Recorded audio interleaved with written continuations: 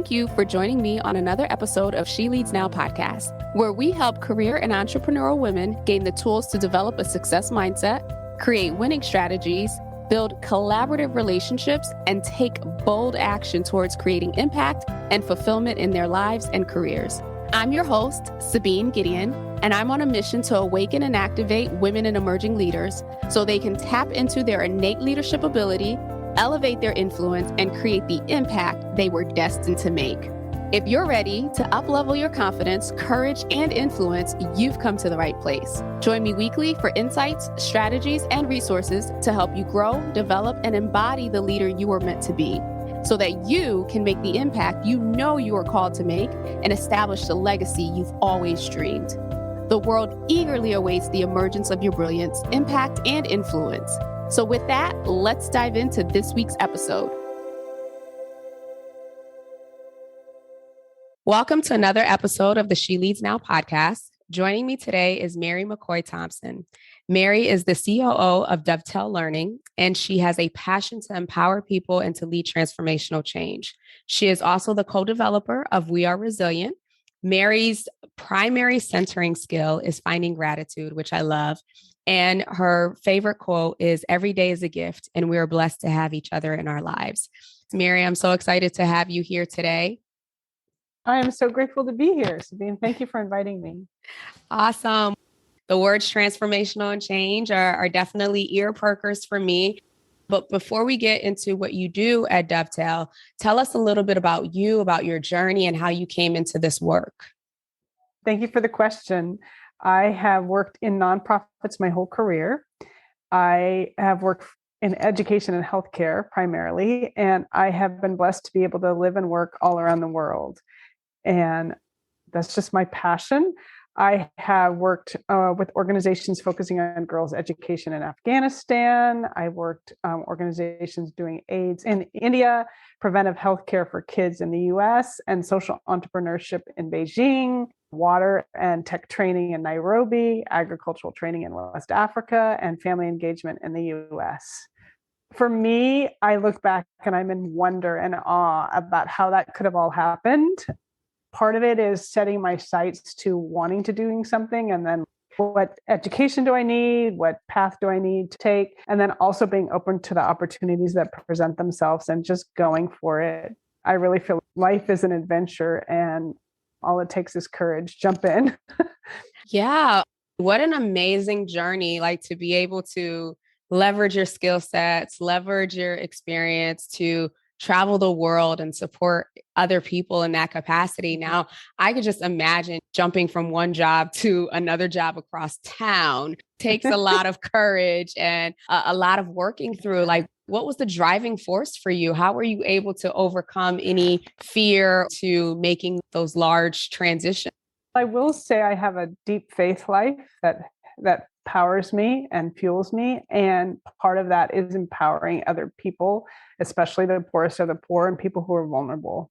And so feeling like I really wanted to be of service in the deepest way possible helps me get beyond myself and get into the world in a way that I need to be, right? There's always people that are hurting that we can walk with. And there's so much that I've learned from other people along the way that have helped give me the skills and knowledge to do what I love to do.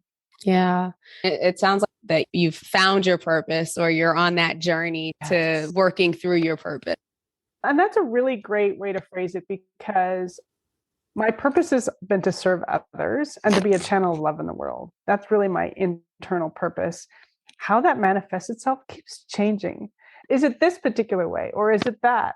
And all I can do is listen to my heart and listen to what those who care about me say and follow those indicators, and know that any particular part of the journey, it may change in a way that doesn't feel comfortable and I don't like. Sometimes things stop when I don't want them to stop.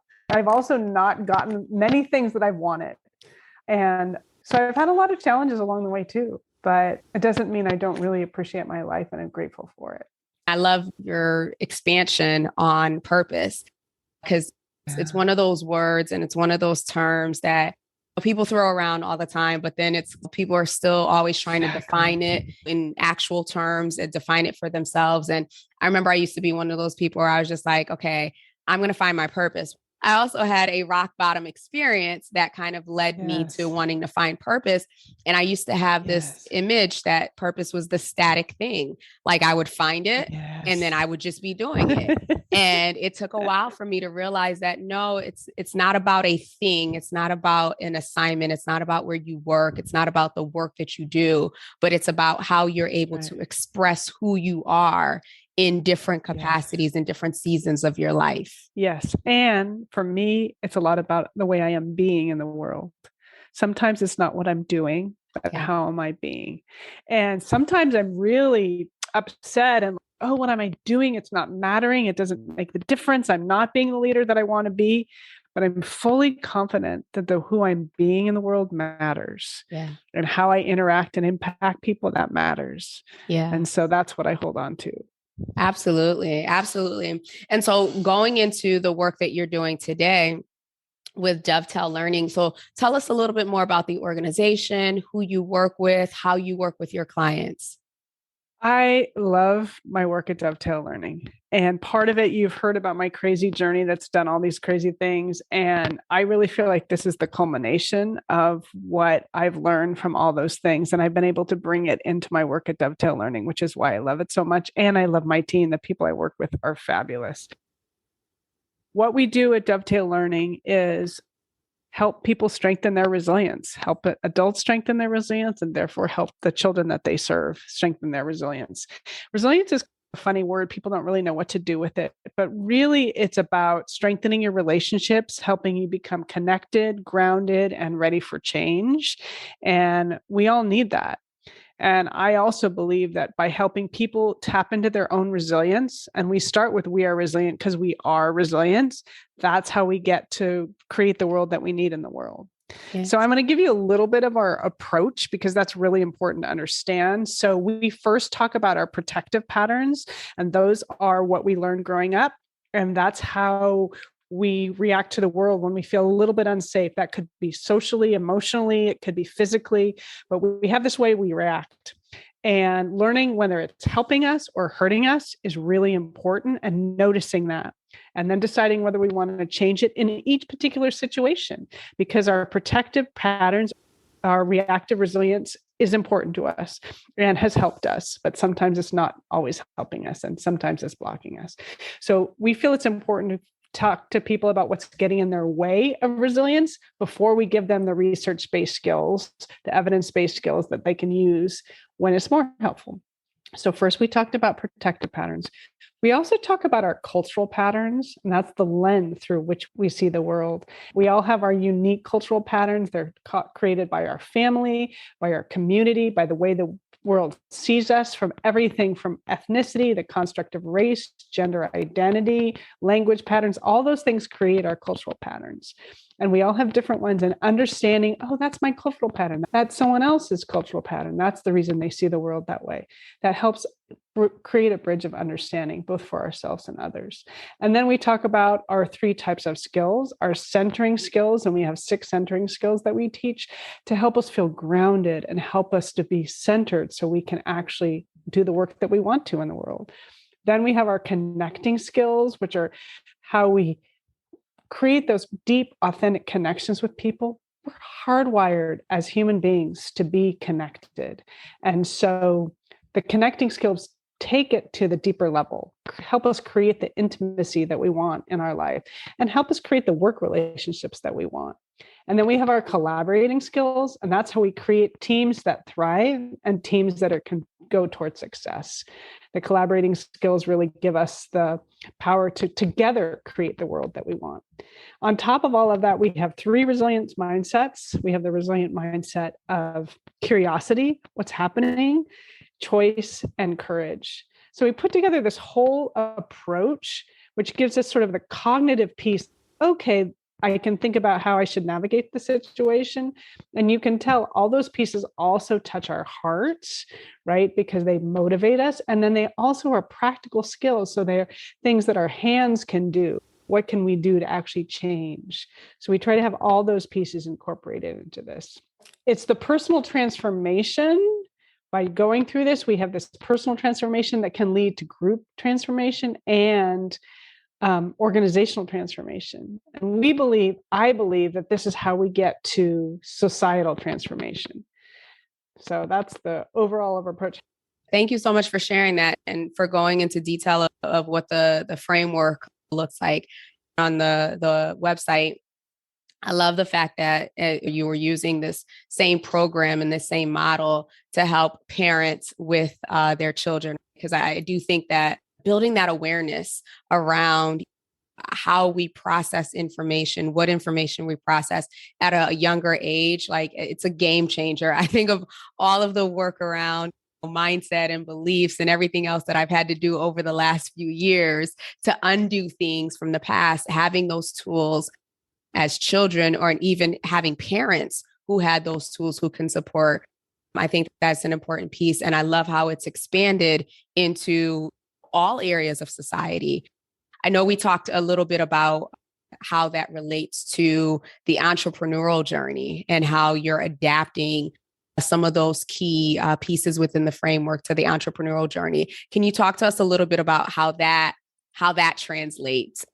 It's so applicable. It's so applicable because you're taking your idea, you're trying to figure out how to execute it. You're trying to figure out which team to bring in. You're trying to figure out how to do marketing and sales around your idea. And for all of that, you need these skills. So you need to be able to be centered and grounded when things come your way. You need to feel, oh, I can handle this. Positive reframing is one of our mindsets. And it's really important to me personally. I was an executive director for an organization that worked in Nairobi, in Kenya, in Kibera, in one of the slums there. And we had this lovely facility for water and training and all sorts of things. And people weren't coming into it. And I was just so devastated. I have a staff that I'm trying to, pay, and we weren't bringing income in. And people who don't get paid don't eat. Their kids get pulled out of school when you're living in the slum. So it was really important and really critical to my heart. And I was like, oh, we're just going to have to close because what's happening is not working. And I went to bed and I got up the next morning and I thought, wait a minute, we still have all those assets.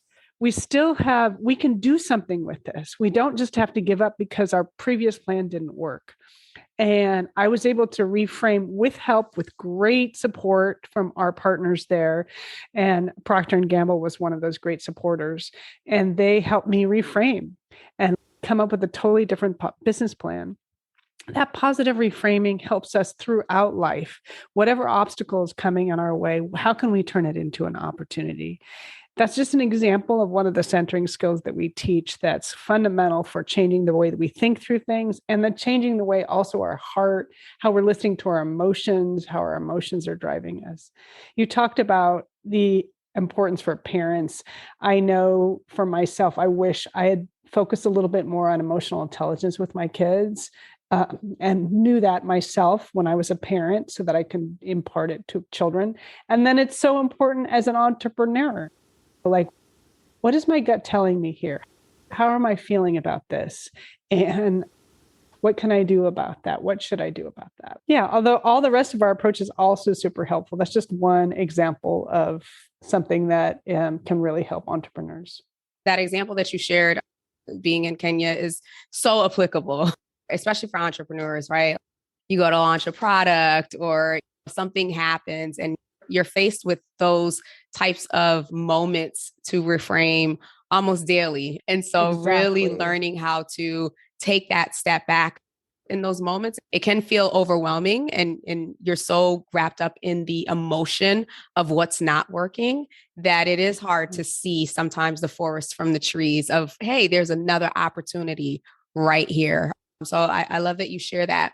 Now, as I'm thinking through the entire model and the framework and just change and transformation and the whole concept around just helping individuals, people be the best versions of themselves so that it reflects back in their homes, it reflects back in their communities, in their organizations and society as a whole. It's amazing to think through how one person changing or one person transforming aspects of themselves or how they think and how they see the world can have that large of an impact or that ripple effect. How do you go about instilling that in people, that the understanding that when you change, the world around you changes?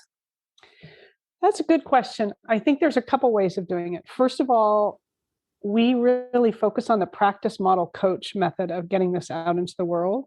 So we help people practice it themselves. And that's why we love resilient circles or other kinds of training, because we all have to learn how to practice it. That's the other thing about this approach. It's for everyone. It's not for those people over there who need help. We all need to do this work, and it's all applicable for everyone. So we help people practice it. And then we talk about how they can model it for others, whether it's the children in their home or other people in their life. And then only then do we help them coach others. And that's through listening, heartfelt listening, and through questions and encouragement.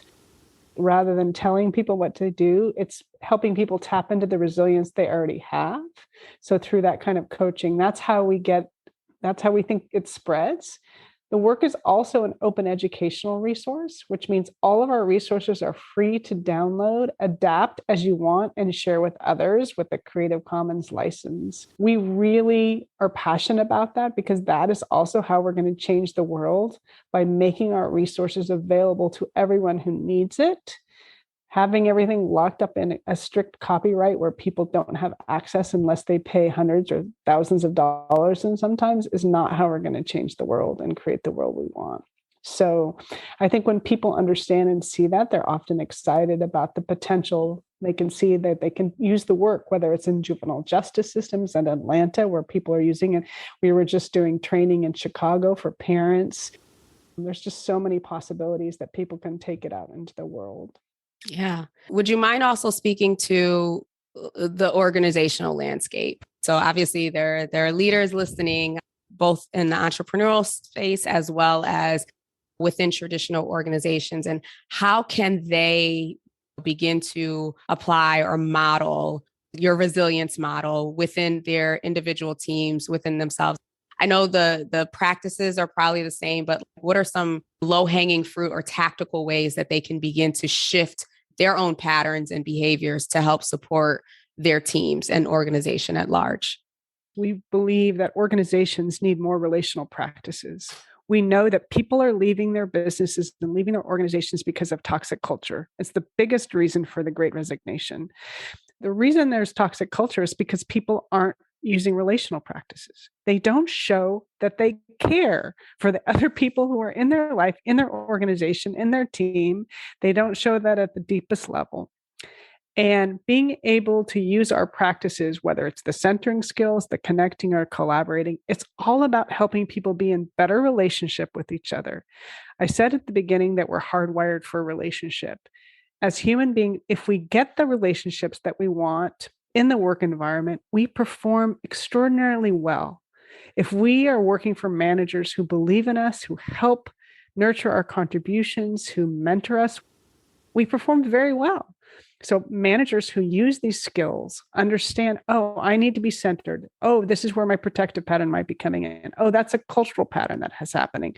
Oh, how can I use the connecting skills to get into a deeper relationship with this person? How can I give better feedback because I'm using my connecting skills? What kind of collaborating skills do I need in my team here? Am I doing appreciation in a way that really works? Do we have the agreements? Am I honoring the agreements that I need to? There's so many practical tips in these skills that people can use in organizations right now to create organizations that not only retain workers, but help workers thrive to create the organizations we need. Absolutely. It's almost like to simplify it, right? I know it's not a simple process to go through, but to simplify is we have to reteach people how to be human again, and how to be human, regardless of whether or not they're in an organization or they're in a business. It's just about tapping into your natural essence and sharing that with others. Exactly. And that's part of why we named the program or approach We Are Resilient, because we have it. It's just helping uncover and revealing, and then maybe developing certain skills. Sometimes we maybe haven't learned them as well as we could have. The funny thing for me is I always thought I was a natural connector, and I am, but every day I find myself opportunity to use our connecting skills in a deeper way to help me just take that much further to become the person that I want to take. And I tell you, all of us who develop this approach, we use it in our lives all the time. It's one of the reasons we're passionate about it, because we need to keep practicing about it, not because we have it all right and we use the skills perfectly. The thing about resilience is we can feel completely resilient one moment and something else knocks us off our plate and we feel completely unresilient the next moment. That is being human. The question is, do we have the skill to get back onto center? Do we have the skill to sometimes anticipate the stress that's going to come our way so we can avoid getting in such a high peak? That's the kind of thing that we're trying to work on in the We Are Resilient approach. And also, we know that there's something else coming down the plate. We just don't know what it is. That's what life is. Life is nothing but curveballs thrown at us. And so the question is, can we catch them in a graceful way? Can we show our children how to catch them in a graceful way? Can we work with our team so all the balls coming at our team are handled well? We believe our approach can really help with that and help create the organizations that we want to work in and want to stay in for the rest of our career because they're so amazing. Yeah. I love the fact that there are programs like Dovetail that start to train and start to have the conversation that it's okay to prepare for change and it's okay to start building these skills because it's a necessity. And going back to what I said before is I love that this is happening with kids because kids who can learn how to build their resiliency skills, if you will become adults who are able to navigate change, who will become leaders eventually, who are able to help others navigate change easily. And so a lot of us are just at a disadvantage because we're learning this as full-blown adults, full-blown leaders, whereas you're really paving the way to our new generation of leaders who are coming up who will have already learned some of this. Yeah, I was very inspired working with our teen internship cohort. There's a lot of kids out there that are learning great skills that are going to create the world that we need. So it is really inspiring. So with that, Meri, I want to wrap up here, but just have a couple of real quick rapid fire questions for you. So in terms of book recommendations, is there a book or books that are your go-tos that you absolutely recommend?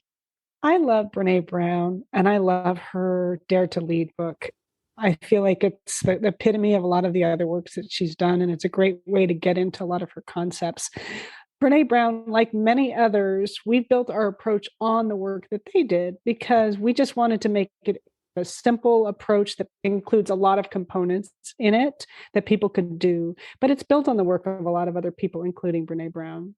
Thank you for sharing that. It's an amazing book and definitely have read it. So we'll definitely include that in the show notes below. And as far as connecting with you, with your organization, for those who are listening who may want to learn more about the training for themselves, please share with us how they can get in touch. Yes, I would go to dovetaillearning.org. We have free events, lots of free events. We do have paid trainings. If you're interested in bringing it to your organization, we'd love to do that. We also have lots of downloadable resources, or you can buy on our website, lots of resources that will help you, guides, all sorts of things. Thank you. And as far as social media, where would you advise that people connect with you? Yeah, I have a Twitter, which I'm on. I'm also on Instagram. So either one of those would be a great way to connect with me. Awesome. We will definitely include the website and Meri's contact information and handles on the show notes below.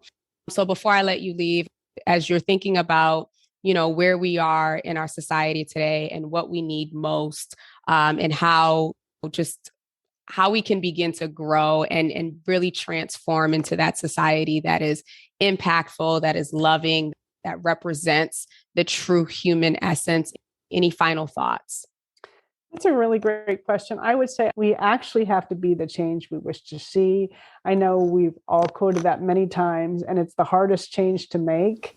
And so I invite people to go on that journey and see where personal transformation can lead them to become the leaders that they want and create the organizations that they want. And that it really does matter how we be in the world. Love that. Thank you so much, Meri. Again, all of her contact information will be below. Please be sure to connect with her and reach out. Let her know that you heard her on the She Leads Now podcast. With that, I will be back next week with another episode. Have a great rest of the day.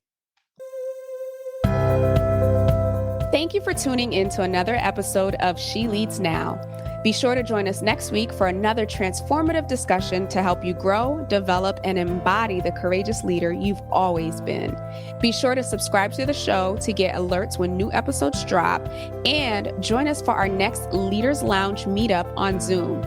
Details and dates for future sessions are included in the show notes below, so take a look there or head over to SabineGideon.com/lounge to register and hold your spot for the next session. Again, that's SabineGideon.com/lounge to grab your spot. Excited to connect with you all inside the lounge. Talk to you soon.